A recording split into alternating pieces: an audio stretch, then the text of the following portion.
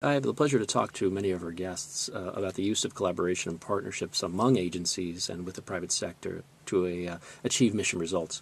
Would you tell us more about how you're leveraging partnerships to improve operations and outcome?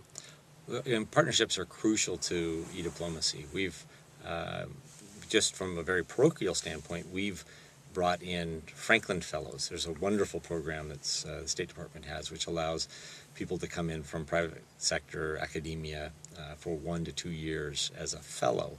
And we've had our third fellow just actually recently started, one from the Berkman Center at Harvard University, another from Intel, and the most recent from Hewlett-Packard.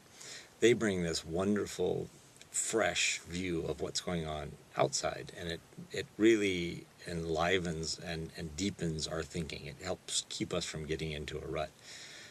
For the Virtual Student Foreign Service microtasking platform, we have a wonderful collaboration with Robertson Foundation for Government.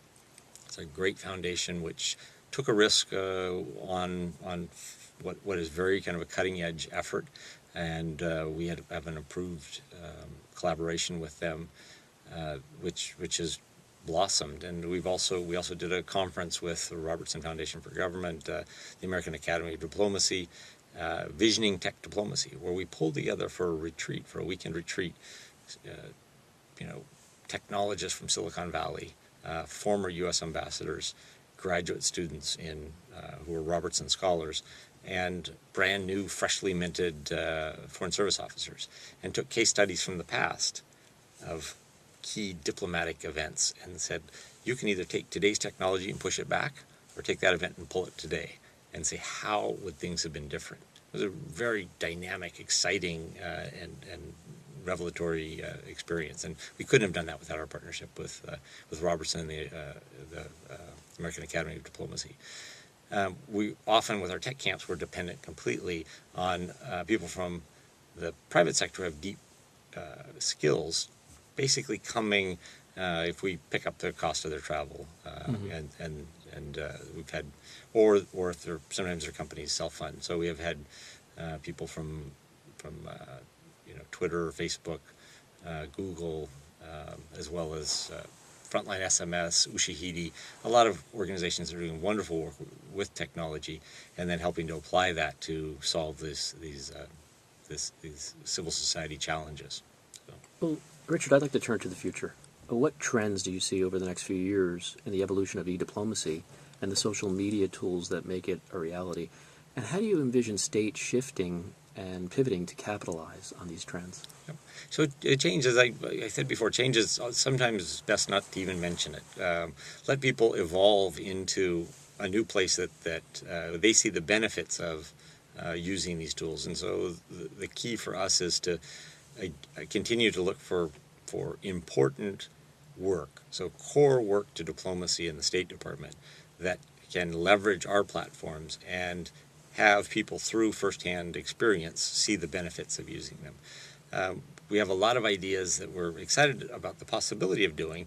One is to integrate more closely these platforms that I've mentioned, Diplopedia, Communities at State, Corridor, and Search. And then the other is to actually look at our more traditional communications, cables, and look if we can see if we can add a social side to that. So how exciting would it be to have these formal diplomatic cables have a conversation wrapped around them? So that would be something that would be very exciting, and we're exploring that possibility. Richard, as we close this conversation, it's been very insightful. I'd like to get your advice. What advice would you give to someone who's considering a career in public service? I would say go for it. There is no bigger platform. There's no bigger influencer on what impacts the globe more than government. Government takes a bum rap from some sectors. It sometimes can be the piñata that everybody wants to take a whack at. But government needs innovators. It needs people who are excited, passionate, care deeply, and for those people, there are tremendous opportunities. So take the Foreign Service exam. If you're a student now, sign up for the Virtual Student Foreign Service. Sign up for internships.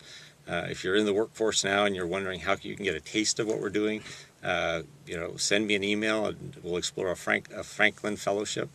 There's many ways to become involved, and if you want to wake up in the morning feeling passionate about what you're doing, knowing that it makes a difference, go to sleep knowing that the world's better off from the day of work that you put in, government can provide that.